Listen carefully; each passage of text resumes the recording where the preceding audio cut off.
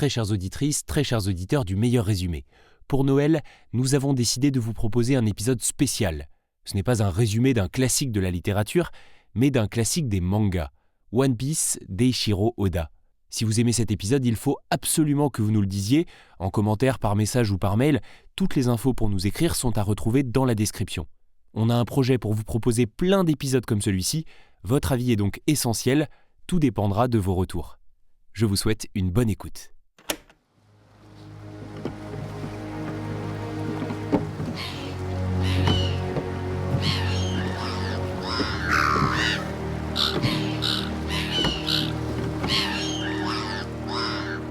Vous allez découvrir le résumé du début de One Piece, le manga le plus vendu au monde, rien que ça. Mais avant de vous en raconter l'histoire, je vous propose de poser le décor en quelques mots. Le monde de One Piece est un globe, comme notre monde à nous, mais il est recouvert à environ 80% par les mers. Outre de nombreuses îles, la planète est ceinturée par une grande étendue terrestre, une chaîne montagneuse nommée Red Line. Il y a aussi 5 mers, dont East Blue, et c'est ici, sur une île tranquille de cette partie du monde, que tout commence. Luffy est un jeune garçon, âgé de 7 ans, et il habite dans le village de Fushia. Il s'est lié d'amitié avec tout un équipage de pirates. Les Forbans, comme ils s'appellent, ont décidé de s'établir sur l'île afin d'en explorer les alentours, avant de repartir voguer sur la route de tous les périls, ce qu'on appelle Grand Line, et qui est une sorte de chemin maritime au niveau de l'équateur. Et c'est justement ça, le plus grand rêve de notre petit héros. Wow! Prendre la mer, faire le tour du monde et devenir le prochain roi des pirates. Un jour, le roi des pirates, ce sera moi! Chaque jour, il supplie le capitaine, Shanks le Roux, de le laisser rejoindre son équipage. Il va même jusqu'à se mutiler pour lui montrer sa détermination. Mais celui-ci refuse toujours catégoriquement de laisser le jeune moussaillon monter à bord. Il connaît mieux que personne les aléas de la mer et leur dangerosité avec tous les pirates qui la sillonnent. C'est donc plus pour le protéger que le capitaine refuse. C'est ici qu'il faut préciser une particularité de Shanks le Roux, qui aura d'ailleurs son importance un peu plus tard. Il porte un chapeau de paille.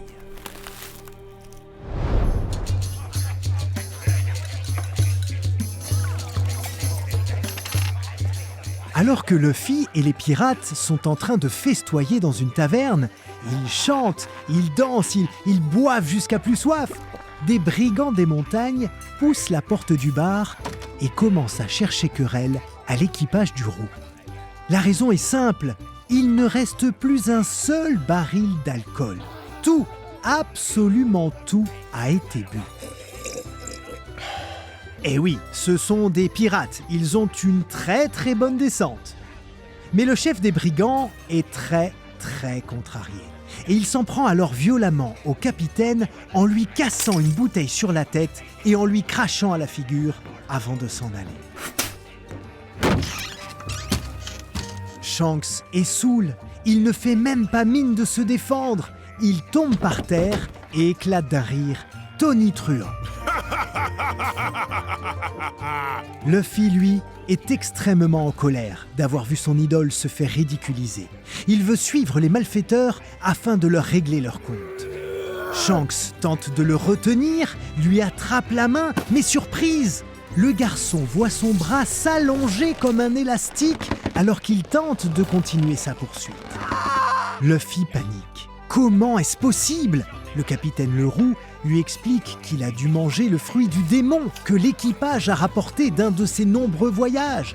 Un fruit qui lui a donné le pouvoir du caoutchouc. Génial, non? Alors, génial, oui, mais il y a quand même un inconvénient. Un très gros inconvénient. Luffy ne peut plus nager. Il ne peut donc plus se rendre dans l'eau sans risquer de se noyer. Quelques jours plus tard, l'équipage est reparti en mer et Luffy est seul à la taverne avec Makino, la tenancière. Un verre de lait à la main, il rumine l'échec des pirates, mais s'accommode petit à petit de ses nouveaux pouvoirs. Un bruit de porte se fait alors entendre, les brigands sont de retour.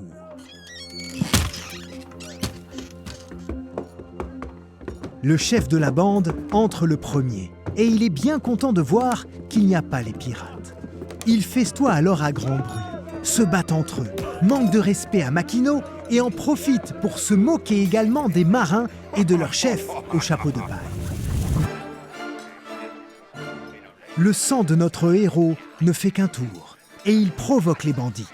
Le chef l'attrape par le col et le jette dehors. Dans la rue, Luffy essaie de répliquer comme il peut avec un bout de bois, mais sans succès. Il se fait frapper très violemment par la brute. Alors que ce dernier sort son épée pour en finir avec ce jeune braillard, Shanks et son équipage sortent de nulle part, prêts à en découdre avec ceux qui attaquent leur jeune compagnon. En 2 temps, 3 mouvements, les forbans dégainent leurs pistolets et tirent. La moitié des brigands est tuée. Eh oui, ce sont des pirates, pas des enfants de cœur. Mais dans la confusion, le chef de la bande s'échappe en capturant le jeune garçon. Sachant qu'il a des pouvoirs, il l'emmène au milieu de la mer, sur une barque, et le pousse à l'eau.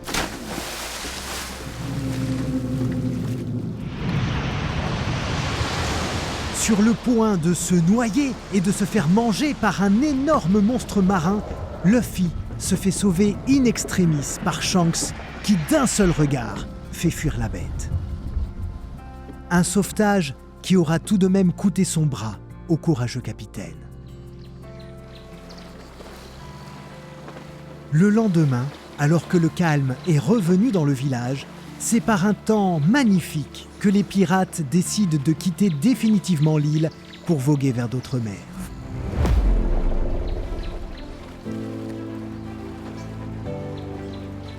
Tout le monde fait ses adieux. Luffy est en pleurs. Il regrette de voir partir ses amis et promet à Shanks de devenir aussi fort que lui et son équipage. Très touché, le capitaine pose son chapeau de paille sur la tête de Luffy. Il lui offre et il déclare « Tu me le rendras quand on se retrouvera dans les plus hautes sphères de la piraterie. » Et c'est ainsi que commence la légende de Luffy au chapeau de paille.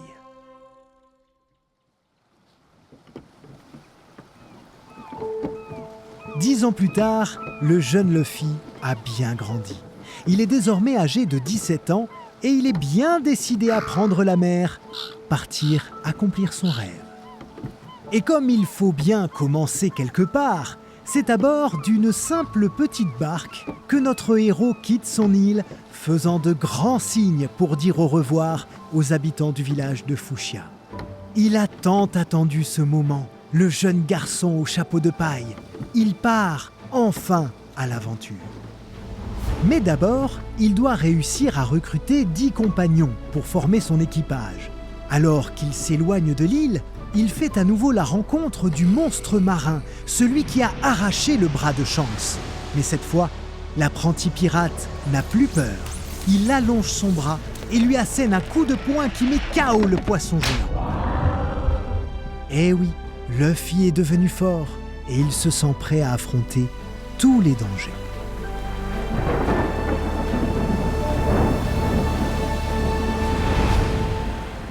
Malheureusement, la chance n'est pas vraiment de son côté. Une violente tempête s'abat sur lui et une tornade arrive droit sur sa bicoque. Ne sachant vraiment que faire, Luffy s'enferme dans un tonneau. Brinque-ballé par les flots impétueux de la mer, ce tonneau est finalement récupéré par Koby, un jeune moussaillon à lunettes qui fait partie d'un équipage de pirates. Son capitaine est une horrible femme du nom d'Arbida à la massue. Très vite, les deux garçons sympathisent. Koby est très impressionné par le courage de Luffy. Et pour sa part, le jeune homme comprend vite que Koby est terrorisé par son capitaine et il n'a pas le courage de partir alors qu'il voudrait s'engager dans la marine pour devenir un fier soldat. Après un rapide affrontement et sans vraiment d'effort, notre héros Caoutchouc envoie valser tout l'équipage du bateau ainsi qu'Arbida à la massue.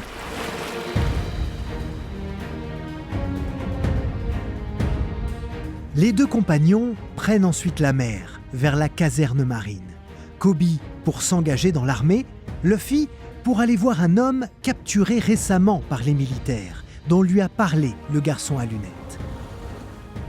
Pendant la traversée, ce dernier lui en dit plus sur ce prisonnier de la fameuse caserne, un certain Roronoa Zoro, un chasseur de pirates avec les yeux verts.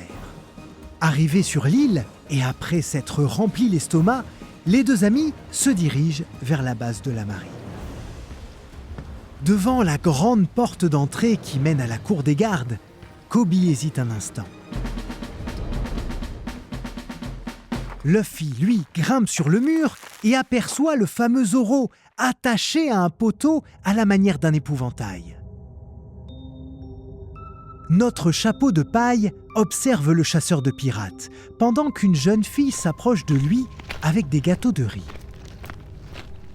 Elle s'apprêtait à les lui donner, mais Hermep, le fils du colonel Morgan, qui est le chef de la base, s'approche d'elle et écrase les gâteaux avec ses pieds. On ne donne pas à manger aux prisonniers. Garde! Jetez cette jeune fille par-dessus le mur. Allez, plus vite que ça! Heureusement, Luffy la réceptionne de l'autre côté et la jeune fille n'est pas blessée. Le garçon, par curiosité, passe le mur dans l'autre sens et s'approche de Zoro. Celui-ci lui explique qu'il a été capturé 9 jours plus tôt et qu'il a passé un accord avec les autorités. S'il reste 1 mois accroché au poteau sans manger ni boire, il sera libéré. Luffy est abasourdi par la volonté du chasseur de pirates. Jamais il ne serait capable de tenir 1 jour sans manger, alors 1 mois entier.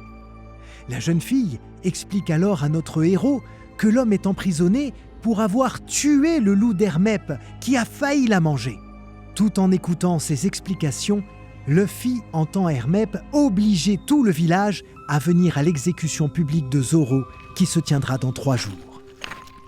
Luffy se poste devant lui en lui demandant pourquoi il ne tient pas la parole qu'il a faite au chasseur de pirates. Hermep lui répond qu'il n'a jamais été question qu'il la respecte. C'était un moyen de torturer Zoro, c'est tout. N'y tenant plus, notre jeune au chapeau de paille assène un violent coup de poing au fils du colonel Morgan, tout en affirmant à son ami Kobe « C'est décidé, je vais prendre Zoro dans mon équipage !» Il retourne alors à la base et propose au prisonnier un marché. Il le libère à condition que celui-ci le rejoigne. Zoro accepte en posant lui aussi une condition. Il veut que Luffy récupère ses sabres dans le bâtiment de la marine.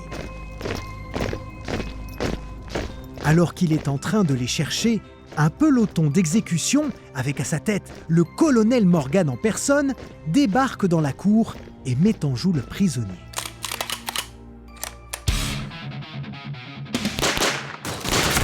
Au dernier moment, Luffy saute de la dernière fenêtre du bâtiment pour s'interposer avec beaucoup de bravoure entre les balles et Zoro. Les projectiles s'enfoncent dans le corps de Luffy. Et rappelez-vous, son corps est entièrement en caoutchouc, donc les balles rebondissent. Le garçon libère son nouveau compagnon et lui donne ses épées. Sans attendre, Zoro dégaine ses 3 sabres. Il en tient un dans chaque main et le 3e entre les dents. Un style de combat unique en son genre. Il l'a inventé et disons-le, il est bien le seul à le pratiquer.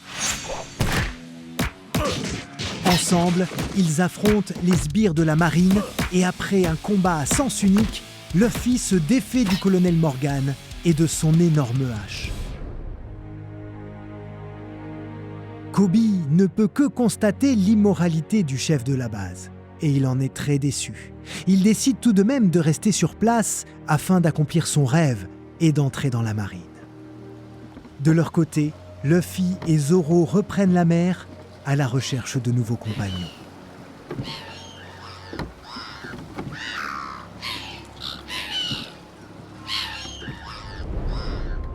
C'est ainsi que commence la grande saga One Piece. Luffy va-t-il devenir le roi des pirates ? Pour le découvrir, le meilleur moyen est de vous plonger dans la lecture de cette immense saga shonen créée par Eiichiro Oda. Mais si vous préférez, vous pouvez aussi regarder l'animé. Je préfère quand même vous prévenir, la route sera longue, puisqu'à ce jour, il y a plus de 100 tomes déjà publiés chez Glénat en version française, ou 1022 épisodes disponibles. Et oui, c'est énorme, mais oui, c'est une épopée formidable qui s'étend sur plus de 24 années d'écriture. Comme d'habitude, les liens pour lire ou regarder ce manga sont à retrouver dans la description de l'épisode. Et si vous l'avez apprécié, surtout, abonnez-vous pour ne pas rater les suivants. À très bientôt et merci pour votre écoute.